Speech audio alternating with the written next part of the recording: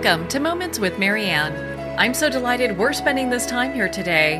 We have a very empowering show coming right up with special guest Dominique Antiglio, and she's here today to share with us her new book, The Life-Changing Power of Sophrology. Breathe and connect with the calm and happy you. Now, Dominique is a globally sought-after sophrologist specializing in stress management, self-development, and birth preparation. After studying with the professor and inventor of sophrology, she founded her own London-based clinic and consultancy with an online platform to help people find a better life through the practices of sophrology. So let's welcome to the show, Dominique Antiglio.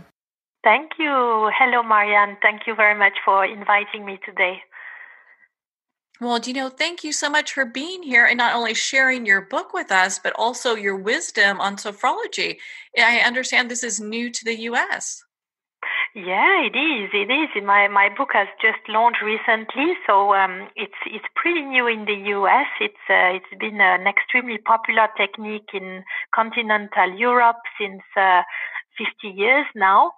And now it started to connect beyond continental Europe in London, where I live, and now in the States. So it's an exciting time for the method. Yeah.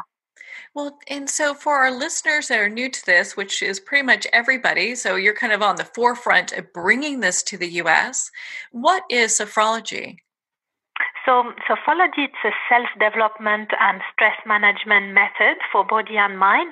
It's a simple practice that you can practice to start perhaps 10 minutes a day, which takes you to a unique combination of relaxation, visualization, breathing, and a little bit of movement. And that unique combination with specific intentions is actually very transformative for consciousness.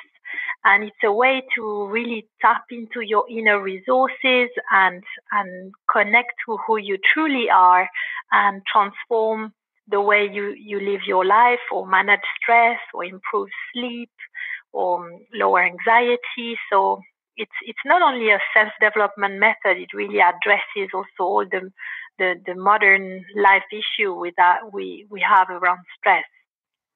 So how did you become involved in this work?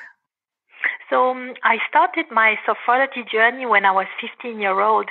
I actually suffered from a lot of tension, recurrent infection, intense tiredness. I was a student and I was playing basketball competitively in Switzerland at the time. And I wasn't particularly happy at school either. So it's really my body who showed me the way into this practice, because my GP at the time couldn't really find what was wrong with me. He didn't find a medication that was truly helping me, but he could see I was struggling. And he said, "Why don't you see a sophrologist?" Because sophrologists were already very popular in Switzerland at the time. They were part of school settings or hospitals and like private clinics. And I decided to give it a go without really knowing what I would do. And so then I met this amazing sophrologist who showed me some very simple practices. She recorded her voice guiding me through the practice on a tape at the time. That was a long time ago. And she said, "You go home and every day, please practice this for 10 minutes and you come back to see me next week."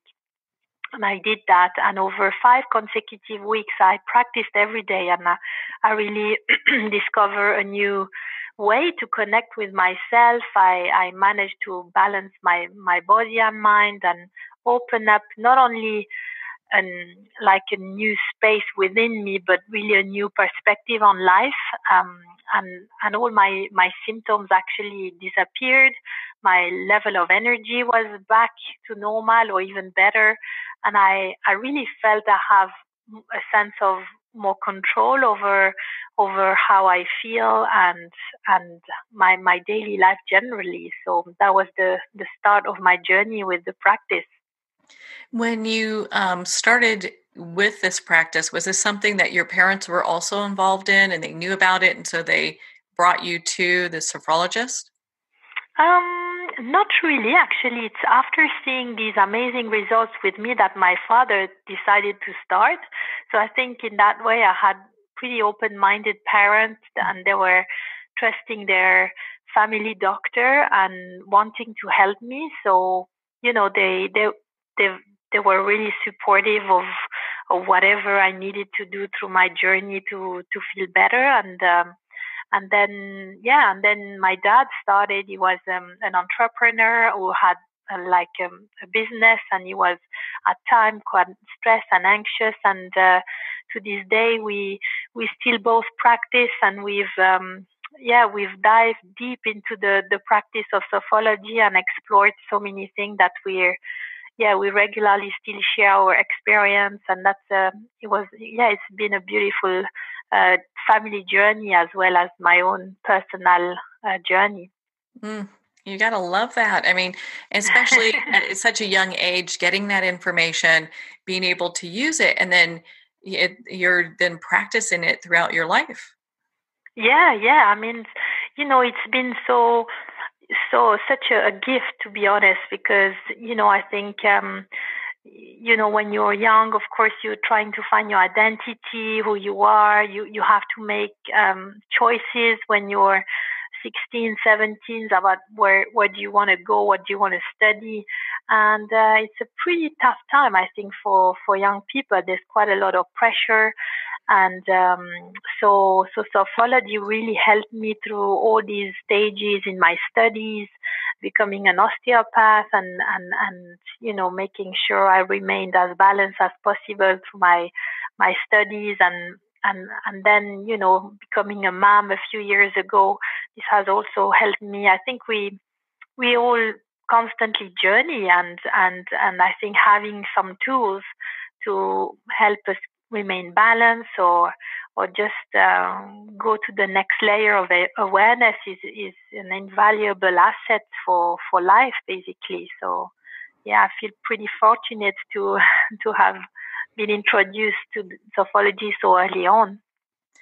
Well, and man, I've got a million questions, but I think we better start so our listeners understand like how this all comes together. So, how does sophrology work?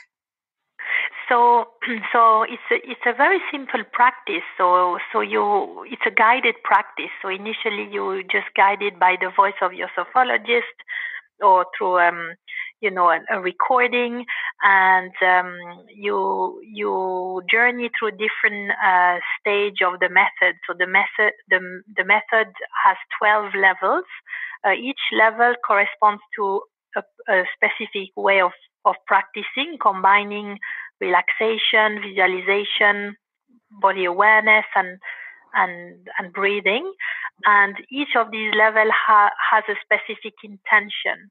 And the intention is within exploring consciousness and exploring new resources that can be useful in your daily life. For example, level 1 is all about showing you that you can ground deeper in your body, being more aware of your sensation, using sensation as a way to inform your experience, and start to notice not only that you have sensation, but you can also look for positive sensation within you.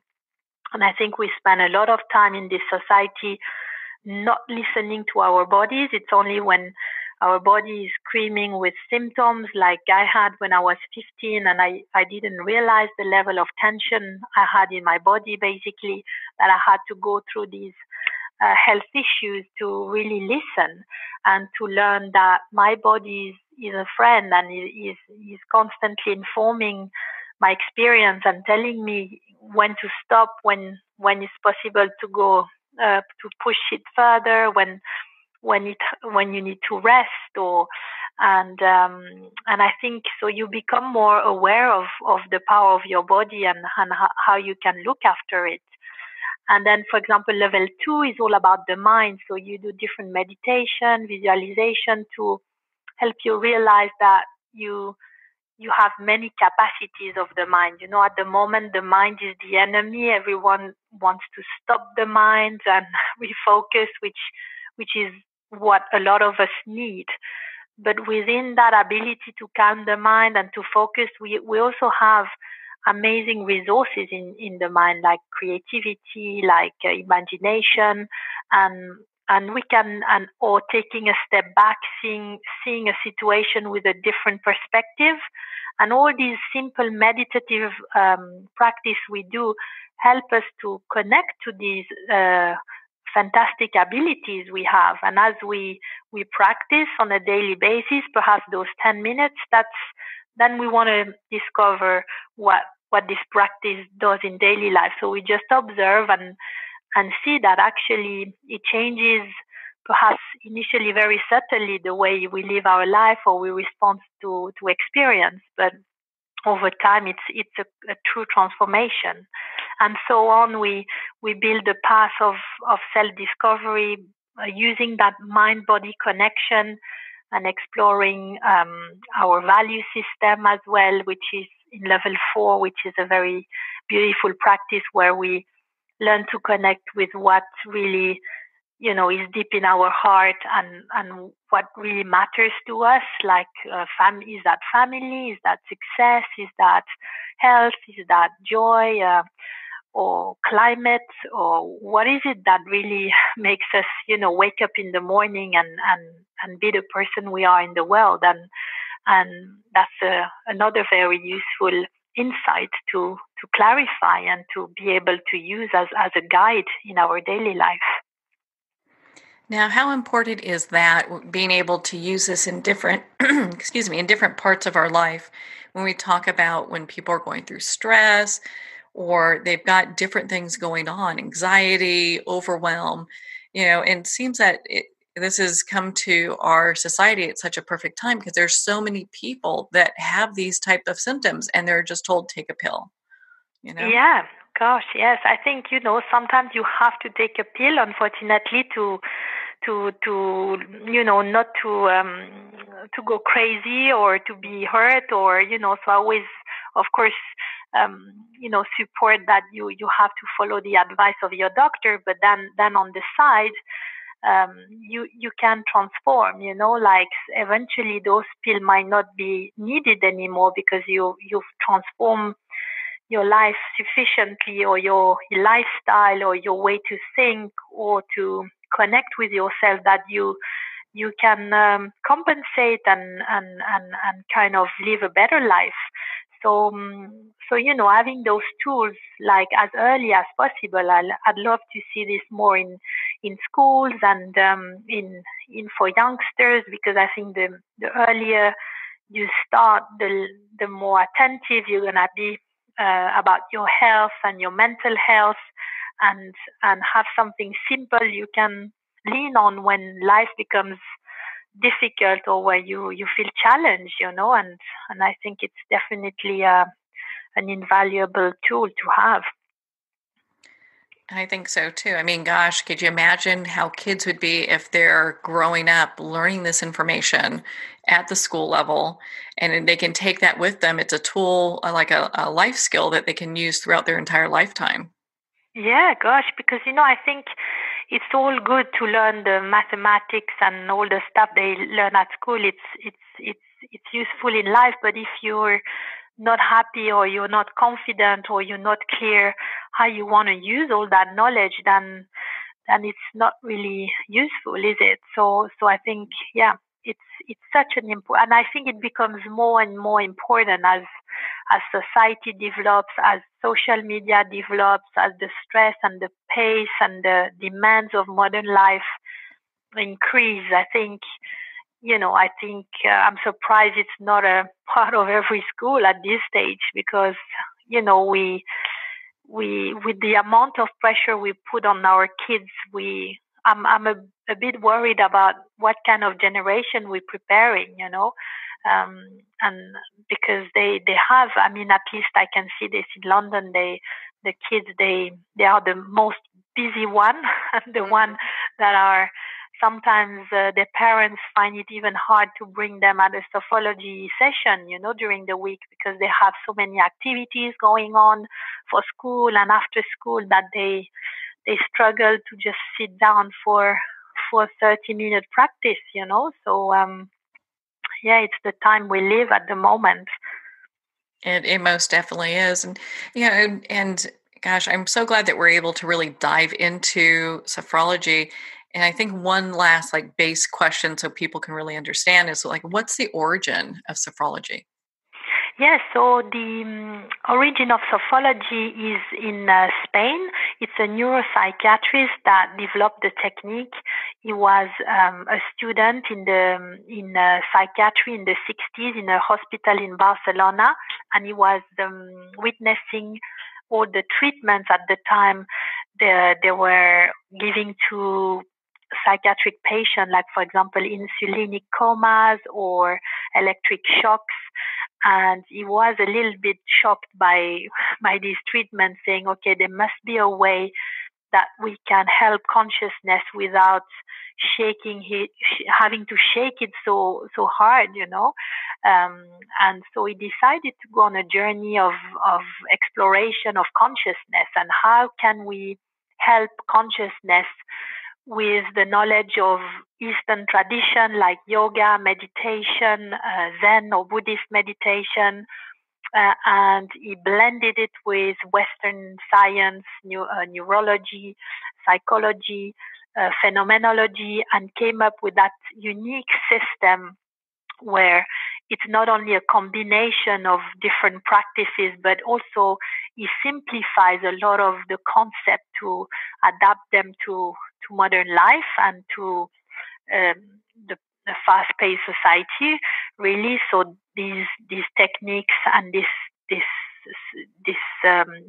discovery you do with the journey you do is really an easy one, because I think everybody should be able to access more calm and more happiness. It shouldn't depend on how much you can bend your spine on a yoga mat, or how calm your state or your brain is to do a meditation. I think it should just show that everyone with a little bit of practice can actually get to that space where they feel more comfortable and calmer. And I think that's the true gift Alfonso Caicedo gave us. That's his name.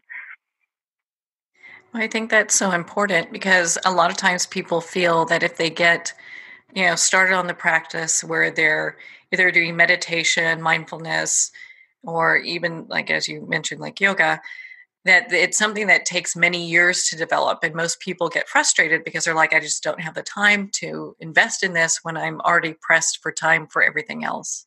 Yes, totally.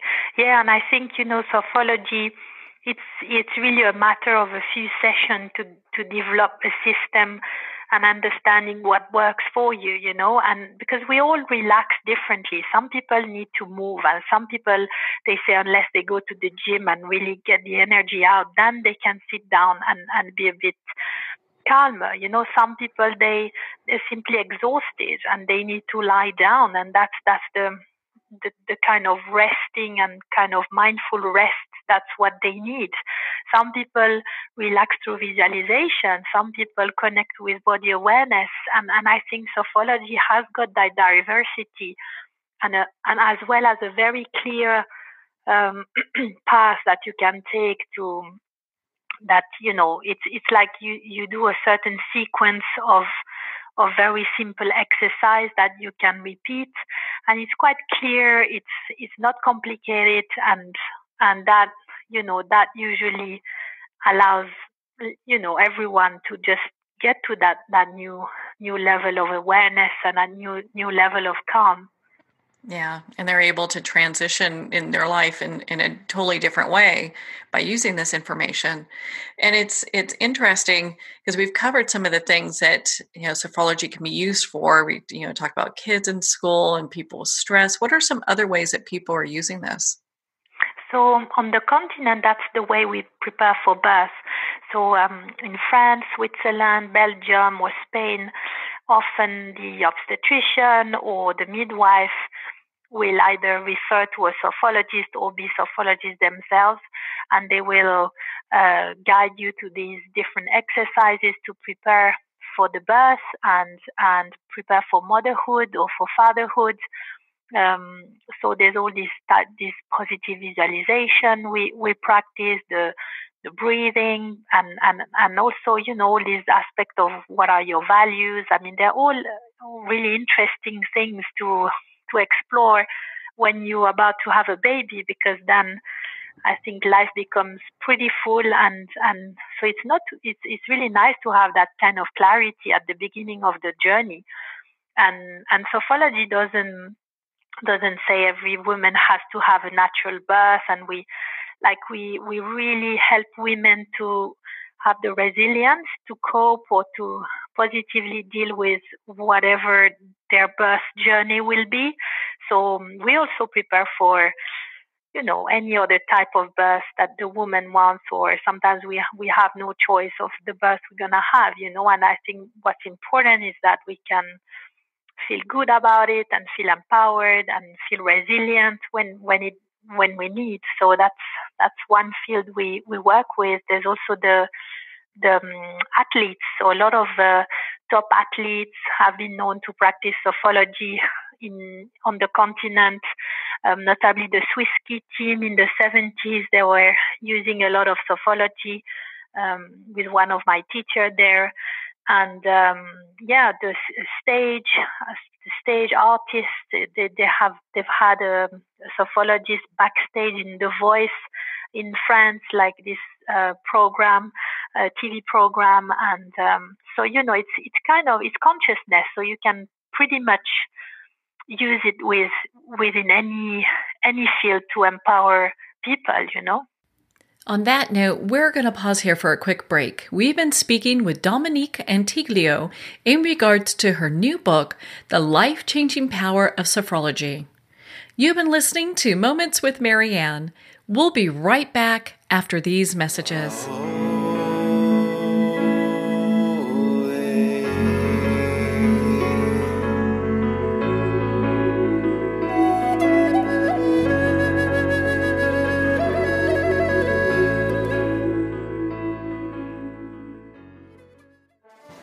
Internationally recognized and award-winning author Judy Goodman works and teaches outside the box of limited thinking. Working with people from every walk of life, her goal is to empower you to be the best you can be, no matter what the challenge is. Born with the gift of seeing beyond our normal vision, she has an extraordinary gift of working with every challenge. Teaching beyond conventional wisdom, her work is described as life-changing. Visit judygoodman.com. That's judygoodman.com.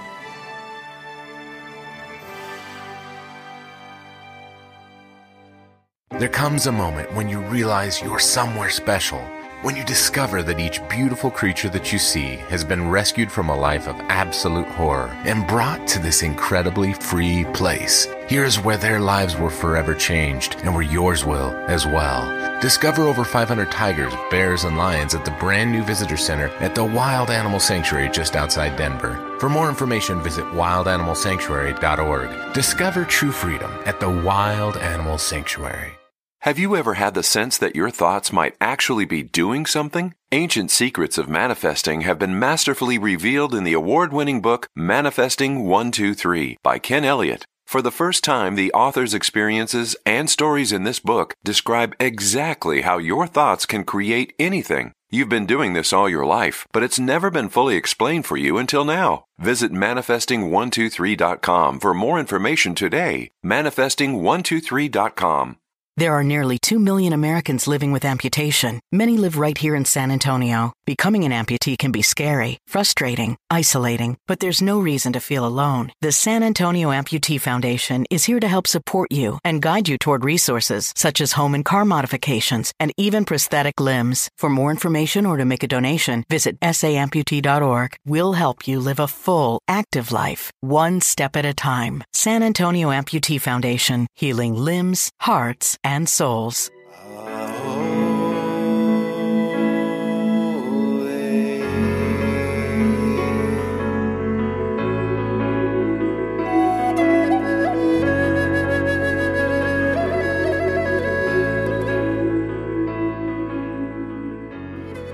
Welcome back to Moments with Marianne. We're here today with special guest Dominique Antiglio, and she's sharing with us her new book, The Life-Changing Power of Sophrology. Now, Dominique, before we went for break, we were talking just of how empowering this practice is. I'm sure you get a lot of people who say, gosh, I could use this for childbirth, for my sporting events, for school, whatever it is they need to use in their life to bring themselves back to that place of being in that present moment of awareness.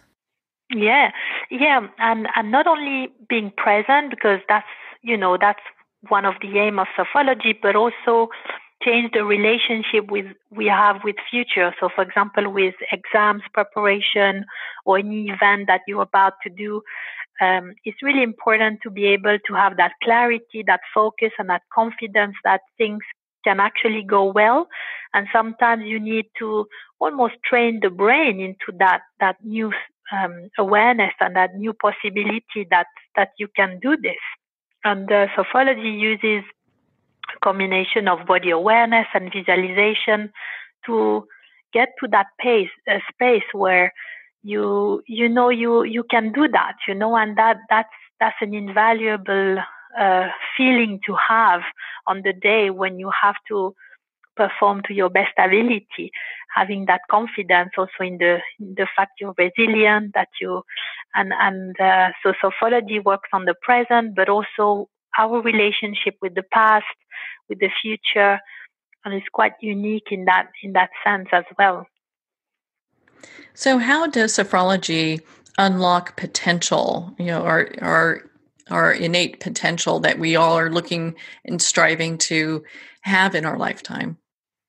Yeah, I think, it's the potential is within us, so I think it's about learning with the different tools to get to that place where you are connected with this potential. That might be through a positive memory. For example, people who are not confident towards a certain situation in life. For example, last week I saw a youngster preparing for their exam for June, and she's a very confident girl in many aspects of her life, but just that test time, that revision time, she literally freaks out, So we use some positive memories, like in the relaxed state with the eyes closed, being grounded in the body. Then I ask her to look for a positive memory that she has about feeling confident. And there were plenty in other aspects of her life.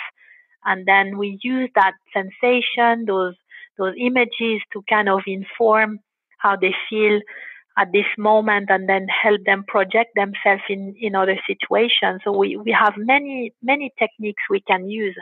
But I think in essence, the technique itself is designed to bring all your positive results. That's exactly why Sophrology has been created. So if you just follow a normal, traditional Sophrology program, you will inevitably start to unlock your potential. This will just that's what the technique is for, really. So if people are looking to develop greater confidence and success, that's something that they can use this for? Yeah, exactly. Whatever success means for them, I think we don't define, what the resource people need to develop. I think it's really through a journey beyond the mind. They close their eyes, they are in this relaxed state.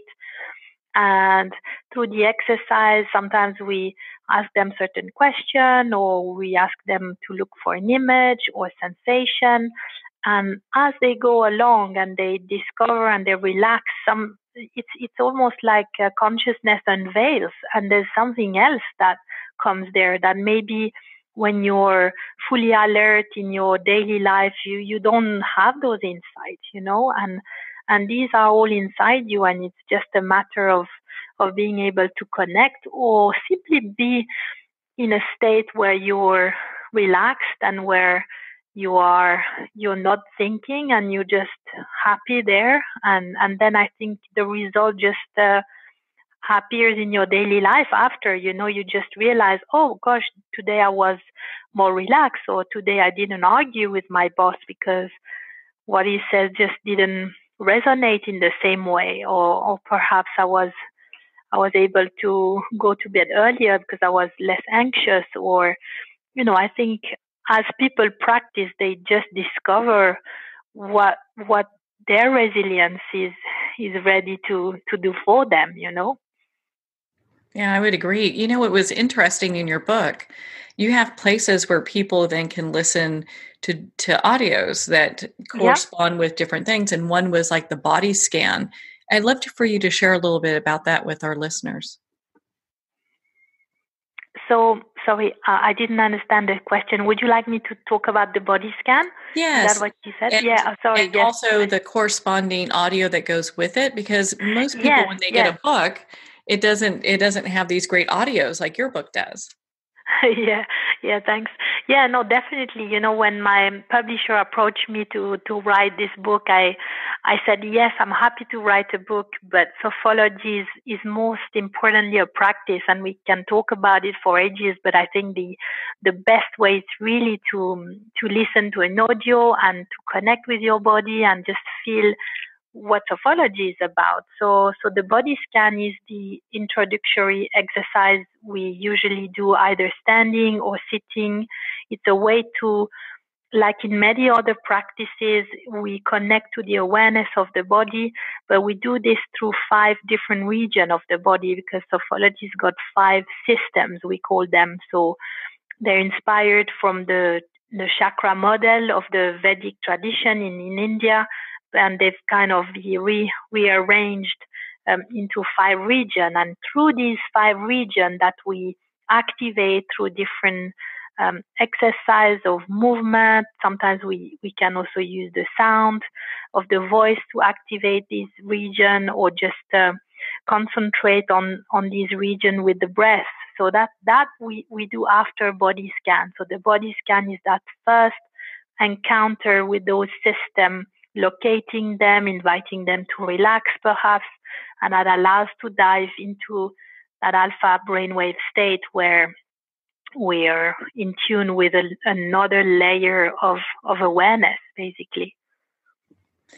I love how you have the case studies in your book as well that talks about the different experiences that people have had using these techniques to improve their lives. Yeah, it's I wanted to show the extent of what you can do with Sophrology. One is a tennis player, and he explains about how Sophrology has been a game changer for when he gets a little bit uncomfortable on the court and thinks he's gonna start to lose, and just to strengthen his mind. One is actually a psychoanalyst that has done a lot of work on herself, and I think for her the connection and that deep connection with the body we do with Sophrology has been really a life changing awareness, that suddenly everything that she had understood with her mind was able to kind of sink into the body and just go to that next level of healing for her. One also has suffered from post-traumatic stress, so she explains how Sophrology has changed her life in the sense that it's given her more control over her symptoms, and made her aware that she's responsible of her health, and she can actually decide what she wants to do with her health, so feeling more in control. So there's several lovely lovely stories that my client have been so nice to share. Well, I appreciate that, because it shows people how they can bring everything together and how this works for, in their lives. You touched on something a couple times, and I'd love for you to expand on this, because a lot of times when people think, "What I can make this work for my future," I mean, how does that happen? So, of course, you don't know what your future is, but I think, when you're confident that you can do things in life, that you have the resilience, where you have a clear picture of how you want to feel in your future, or what is it that you want to achieve, when your value system is clear and you're in line with yourself, I think you are giving yourself the best possibility to be happy now and in future events, you know.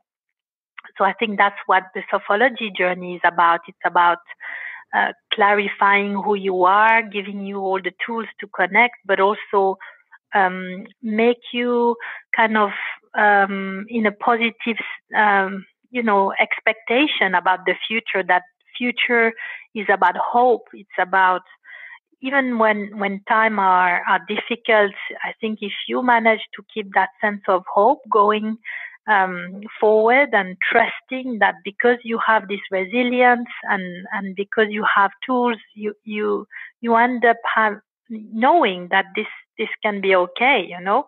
And that's a very different way to go through your life than feeling fearful or anxious, or not even connecting to this ability to envisage the future in a positive way.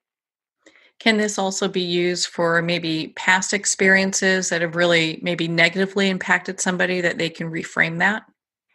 Yes, totally. I think, sometimes when we've been hurt, or when we've had difficulty in our past, the consciousness just focus only there until this is kind of solved, you know. So Sophrology allows us to open up the perspective on and cultivate what is happening there that is positive. You know, what are the resources that have allowed me to come to that day? What did I learn along the way?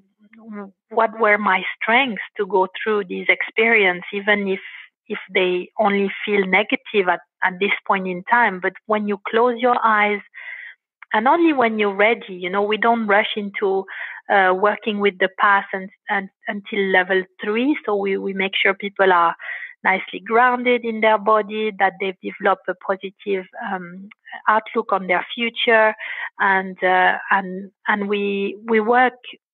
We try to really enhance all the positive from the past through visualization, through body awareness. And it's really life-changing, because then you understand, okay, I acknowledge the tension I've been through, the trauma, but there's something else there, you know, as well. And that's a resource we all have, and why not use it, you know? Of course. I mean, my goodness, you look at this and you're like, you know, if it's something that I can reframe my past so it empowers me, why not do that? You know, because a lot of times, we could have that one teacher that said something, maybe, they weren't trying to be disempowering, but they said something like, oh, you'll never be good at this. Or parents maybe really well-meaning, kind of saying things that are disempowering, or having these experiences, and be able to change that and move forward. It really puts people on such a positive foot. Yeah, totally. I think, to be able to be in the present moment fully, you have to have the ability to let go on the past and the future. And I think these practices allow you to take a moment to look into these other dimensions. So at some point where you feel comfortable about them, it's much easier to let them go. Because it's easy to say, oh, you have to live in the present moment, or that's all what there is. But if you feel like anxiety, or you're ruminating on your past, it's very difficult to attain, and sometimes we have to take the time to look into those other dimensions to feel confident and at ease in the present moment. Yeah, without a doubt. Well, and then when we look at how we can use this in our lives, and again, I want to remind our listeners, when you first shared your story, you talked about how for a week you did this practice, and it was like 10 minutes a day. So it's not something that takes a whole lot of time to start to implement in your life. Yeah, I think, we all struggle a little bit with this notion of time, and always think there is no time. And I think when you when you start to practice sophrology, you have a different relationship to time as well, and I think you feel the benefit of that practice. So therefore, you're more likely to create the time for these time. And I think I say 10 minutes, but it could actually be just 3 minutes, and 3 minutes will be already a great thing to do. And I don't think sophrology should be an extra pressure in your daily life. I think it should just, if it's done on your way to work, if you're commuting by bus and you can just close your eyes there for 3 minutes and use one of the exercise to connect with yourself, then this is great, and you might do it again just before you sleep, and that will add up. It's like a cumulative effect, and the more you practice, the more after a time in stressful situation, you're more able to have this this distance with events that allows you to decide, okay, how I'm going to deal with this now. How does it impact me? And it just naturally comes that, okay, I go to my breath because I know that there is some resource there, or that feeling I felt during my sophrology practice, I can connect with that right now. So a little bit of practice then just helps you to quickly go back to this positive state in your daily life, helping you to deal with events in a different way. Are you finding that people who use sophrology in their lives tend to be happier and things don't bother them as much? Yeah, I think they do. Like I hang out with a sophrology tribe here in London, and when we have our meeting, that's what I note. I'm like, yes, it's funny, but they all kind of smiling, and they're ready to take responsibility for what they experience in their life. It's and that's the difference. Sometimes you can't be happy on a daily basis. Life is life, and there's difficult stuff happen, but it's more about having the tools that okay, I can deal with this, and I'm in the moment trying to deal with that, being able to perhaps ask for help, or having the awareness that this is actually difficult, and I think that makes a big difference, because then you can really perhaps get the support you need, or have the awareness, or take this time out for yourself that you need. And and I think they it's hard to know what my life would be without it. So it's hard to know, but I really think that I'm I'm a calmer and more relaxed person generally, because I have this kind of sense of hope that things can go well, and that I have the resilience, Mm-hmm. So that helps, I think. Well, and what are some tips for our listeners that they can start incorporating this into their daily life now? Yeah, so I would say these recordings on my website are a great way to start. I've purposely done them so it's not long. The first one, I think, is just 6 minutes, and it takes you through that body scan. So that might be a good way to start, and then seeing how you feel about it, and if it resonates with you, and just trying to implement those 6 minutes for perhaps the next 10 days, and then moving on to the next exercise. I think there's no rush to move through the method. I think the more you practice one exercise, and you're ready for the second one, and that's where the power of sophrology starts to kick in. It's by simply repeating, and also writing down. In sophrology, at the end of a session, we usually write down what we experience, or we share it with someone that maybe in a group. If you do a group practice, you'll share it with people who are there. Just naming what you experience, and we call it phenodescription. So it's a way to simply describe sensation without judgment, or your perception, not trying to analyze why you felt this and what's the story behind that. Just saying, this is how I felt today. I felt some warmth, or I felt my shoulder were really tight, or my breath was free, and then as you practice through the day, the following days and weeks, you will go back to what you've written, and you can clearly notice how your awareness deepens. Your sensation now becoming clearer. You're able to describe more. You're more aware, and this is how you witness that change within you, and that's a really interesting way to notice your transformation as well. So overall, what do you feel the future of sophrology is going to be? So, I'm really confident that now, something has really opened up for beyond the continent. I see it in London, like sophrology is really becoming part of the conversation. And I think, it can only grow because it's proven to be effective on the continent. I mean, it's been around for so many years. It's nothing new, in fact, although it's new for English-speaking countries, and internationally, I think, as I said, in France, Switzerland, Belgium, and Spain, it's been around for a long time.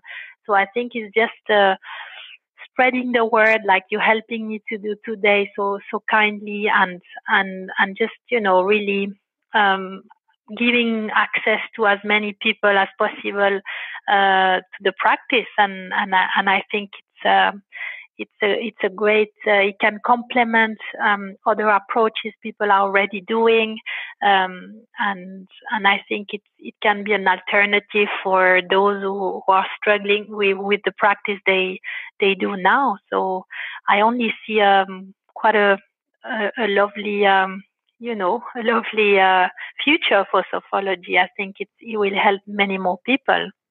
I think so too. I mean, I have checked out other practices where they're like, do this for 2 years and you can get to this mindful state or this state where things are not bothering you. But, to follow this practice and be able to implement it now, I mean, what a gift that is. Yeah, it is actually. It is. And it's something to try and something to explore for sure. Well, Dominique, where can our listeners connect with you and learn more about the work you're doing and your new book? Yeah. So my book is available on Amazon.com. It's called The Life-Changing Power of Sophrology. And there's my website, which is b-sophro. So it's sophro.com. And that's where the recordings are. And I'm on social media, like I'm on Instagram and bsophro London, on Facebook. And I regularly write blogs as well and do video content. So, I'm really growing a community of people who are practicing sophrology, who've read the book. So you're really welcome to join the conversation and ask me questions, or always happy to connect. Oh, for sure. And you're there. You've got lots of great resources for people to connect with you on your website. Dominique, thank you so much for taking the time to be on the show with us here today. No, thank you. Thank you, Marianne. Well, thank you, Dominique. It's been such an honor to spend this time with you, and of course, to talk about your new book, The Life-Changing Power of Sophrology. Again, The Life-Changing Power of Sophrology is available at Amazon, Barnes & Noble, and all indie bookstores. Well, we're at the end of our time today. I would like to thank everyone for tuning in. You're listening to Moments with Marianne. And remember, make every moment count.